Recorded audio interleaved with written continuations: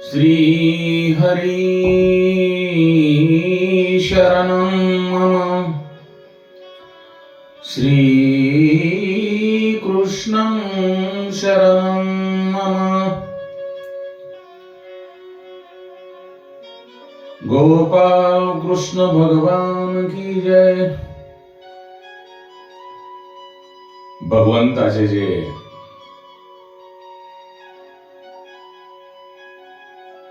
द्वारपाल जय विजय यांना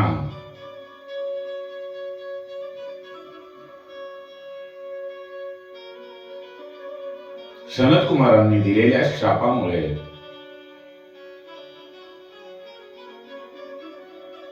तीन अवतार घ्यावे लागले होते। पहिला अवतार म्हणजे हिरण्याक्ष आणि हिरण्यकश्यपू।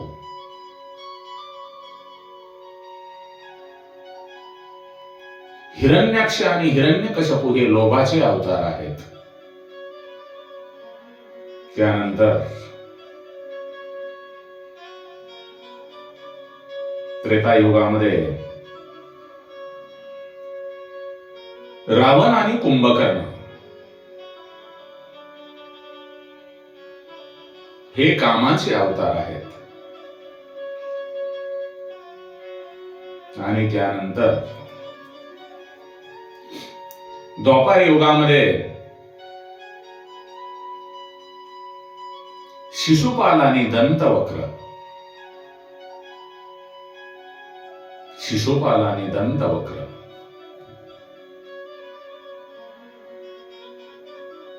हे क्रोधाचे अवतार आहेत।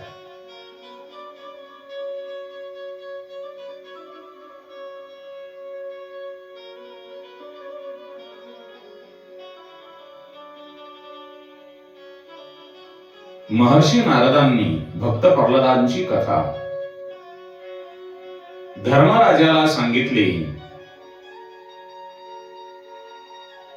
तेव्हा धर्मराज उदासीन होऊन बसला होता। तेव्हा त्याच्या उदासीनतेचे कारण नारदांनी त्यांना विचारले असता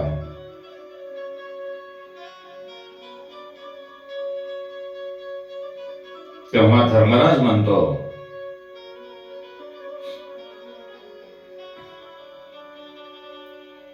5 वर्षाच्या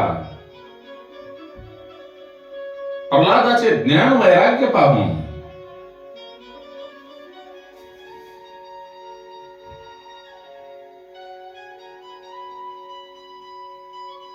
मी फार खचलो आहे।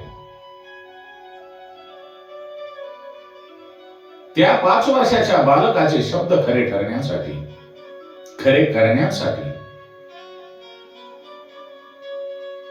स्वतः भगवान महाविष्णू नारायण यांनी एका खांबातून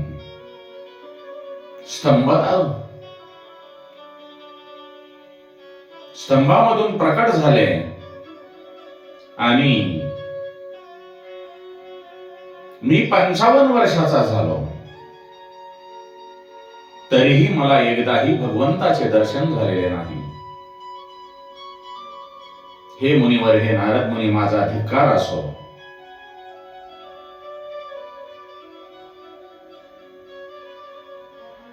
भगवंताच्या भक्तीविना आणि भगवंताच्या दर्शनाविना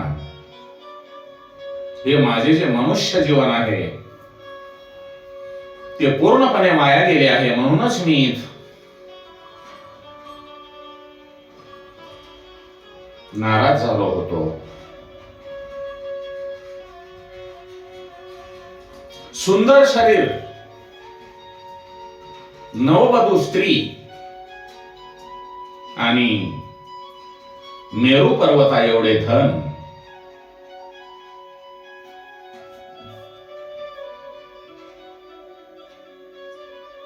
आणि कीर्तीची पताका झळकलेली असतानाही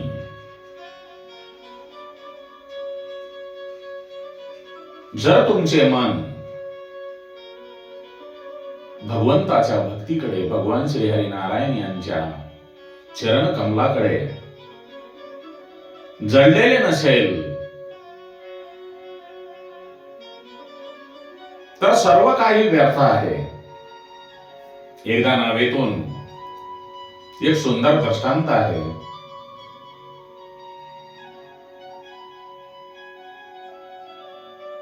काही मंडळी, सुशिक्षित मंडळी, जे ज्ञानी मंडळी आहे, ती नावेतून प्रवास करत असताना त्या नावाड्यांना विचारते,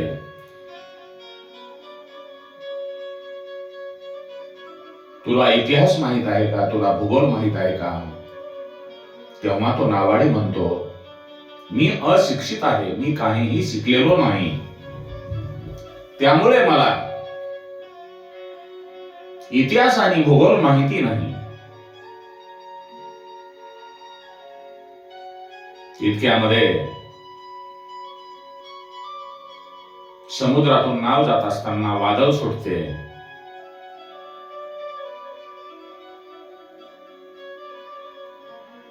तेव्हा तो नावाडी पण त्या ज्ञानी माणसांना, पंडित लोकांना विचारतो, अरे बाबांनी, तुम्हाला पोहता येते का? या वादळामध्ये आपले नाव बुडेल आणि तुमचे जीवनही पाण्यात बुडेल, कारण तुम्हाला पोहता येत नाही. काही वेळाने वादळाचा जोर वाढतो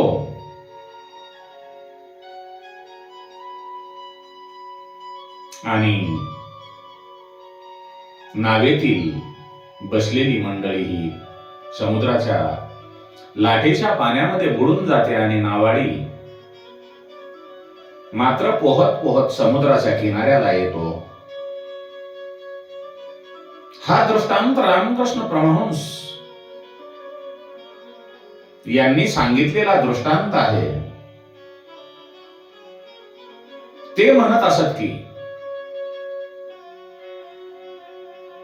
संसार हा समुद्र आहे आणि हा समुद्र रूपी भवसागर तरुण जाण्यासाठी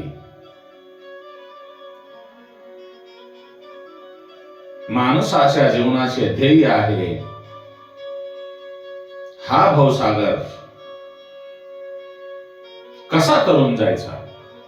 मग त्यासाठी विद्या ग्रहण करावी लागेल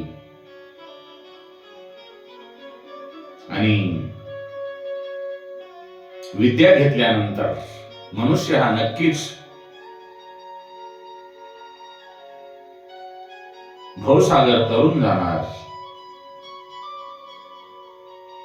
भवसागर तरण्यासाठी,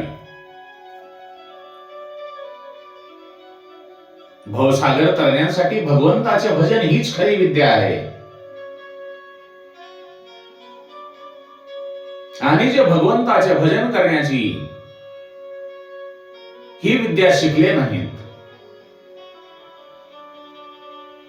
ते संसारिक जी ज्ञानी मंडळी आहे ती अभिमानाने फुगतात, ज्ञानाने फुगतात. त्यांना ज्ञानाचा अहंकार होतो, अभिमान होतो आणि मग संसार सागरामध्ये बुडतात.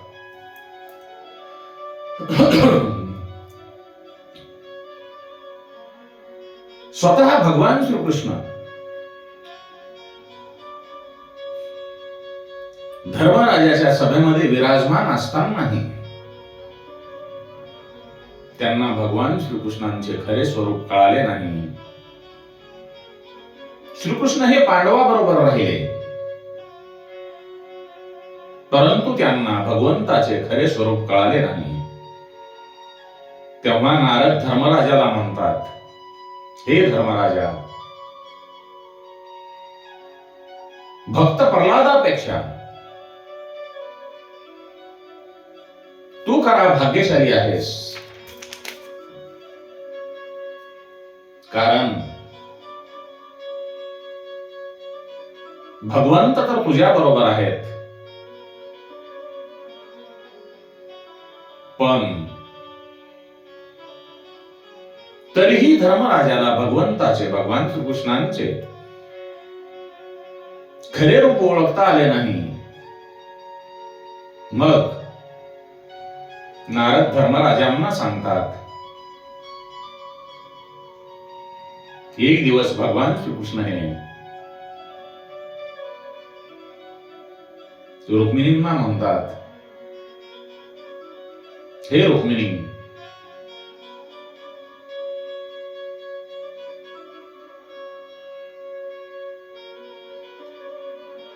दुर्वास तुझे गुरु आहेत, ते मोठे तपस्वी आहेत. तू त्यांना आपल्या आश्रमामध्ये जेवायला बोलव.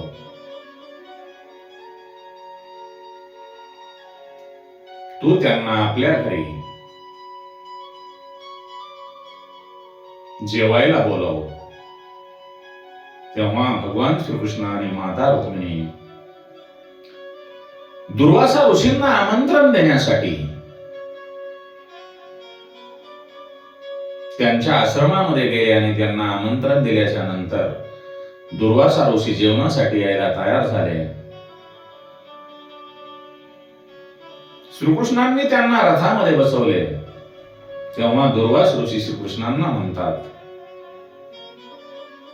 मी ब्राह्मण आहे आणि तुम्ही क्षत्रिय आहात, त्यामुळे तुम्ही माझा रथ खेचायला हवा, ओढायला हवा. तेव्हा भगवान श्रीकृष्ण लगेच रथातून खाली उतरतात आणि श्रीकृष्णाबरोबर माता रुक्मिणी सुद्धा रथाच्या खाली उतरते आणि ते दोघे जण रथ खेचू लागतात. रथ खेचता खेचता माता रुक्मिणींना रथ खेचण्यामुळे आणि चालण्यामुळे तहान लागते.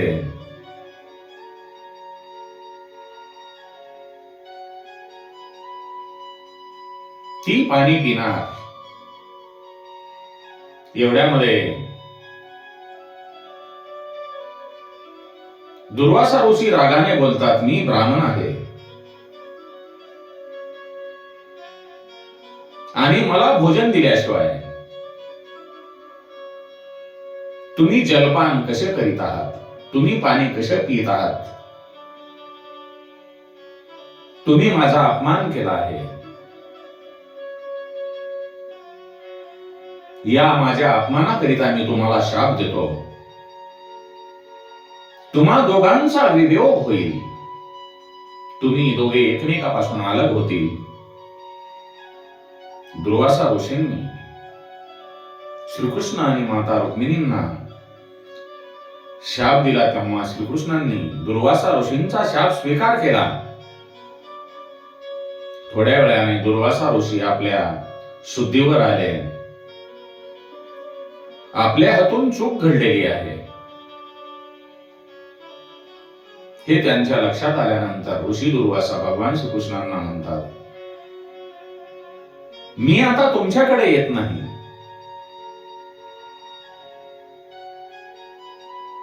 मी 12 वर्षानंतर तुमच्याकडे येईन आणि तुमचा वियोग टाळेन. नारद पुढे धर्मराजांना सांगतात, अरे धर्मराजा,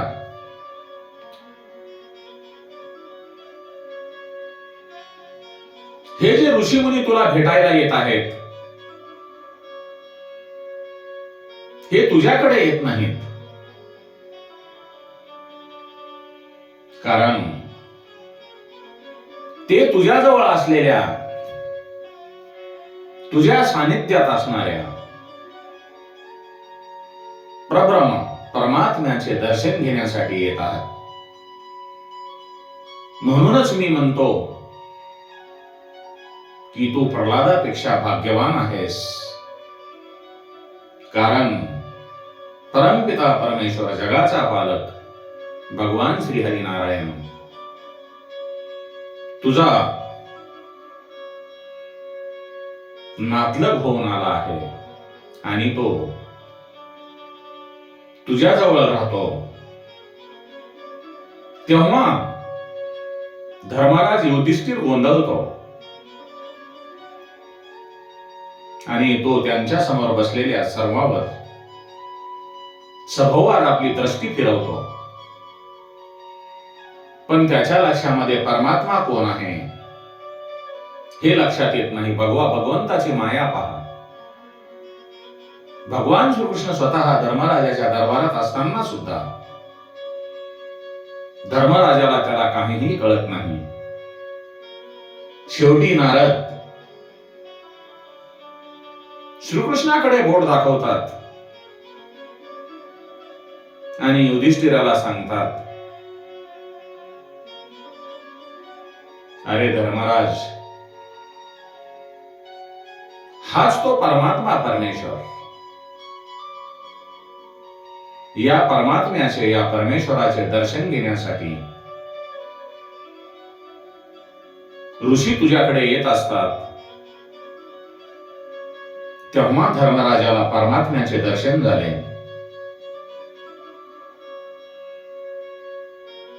भगवान श्रीकृष्णाने अर्जुनाला कुरुक्षेत्रावर गीता उपदेश केला, परंतु भगवंताच्या विराट स्वरूपाचे दर्शन फक्त अर्जुनालाच झाले होते.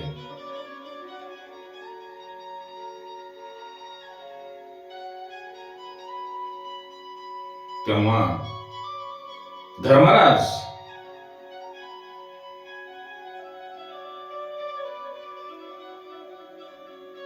एकदम आपले मन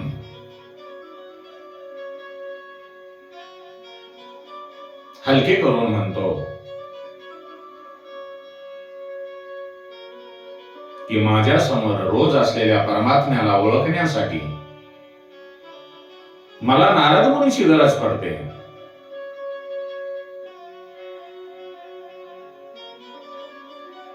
भागवत कथेमध्ये कथा सांगत असताना, आपण वाचन करत असताना अनेक ठिकाणी नारद मुनींचा उल्लेख आलेला आहे. त्यांनी कोणाला जागे केले आहे, तर कोणाला प्रभ्रम पाहण्याची दृष्टी दिली आहे. भक्त प्रल्हादांचे चरित्र ऐकल्यानंतर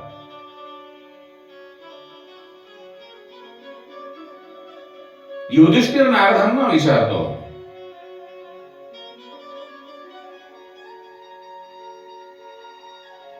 मनुष्य धर्म काय आहे? मनुष्य धर्म काय आहे हे मला तुम्ही सांगा. तेव्हा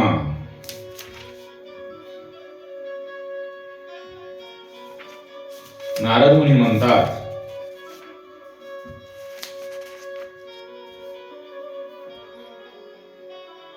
हे युधिष्ठिर,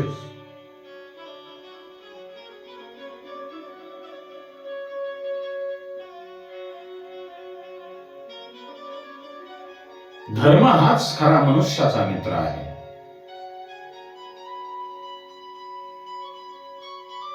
परंतु धर्माची जी काही मर्यादा आहे, ती मर्यादा ओलांडून आजकाल आपण वागण्याचा प्रयत्न करतो ते चुकीचे आहे. म्हणून ज्या कुळामध्ये, ज्या धर्मामध्ये आपला जन्म झालेला आहे, त्या धर्माला अनुसरून मनुष्याचे वर्तन असावयास पाहिजे.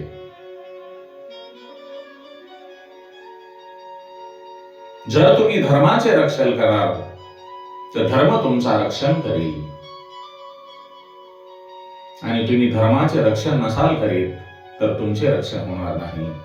म्हणून धर्मो रक्षती रक्षितः, तुम्ही धर्माचे रक्षण करा, धर्म तुमचे रक्षण करेल. तुम्ही धर्माचे रक्षण करणार नसाल तर धर्म तुमचं रक्षण करणार नाही. म्हणून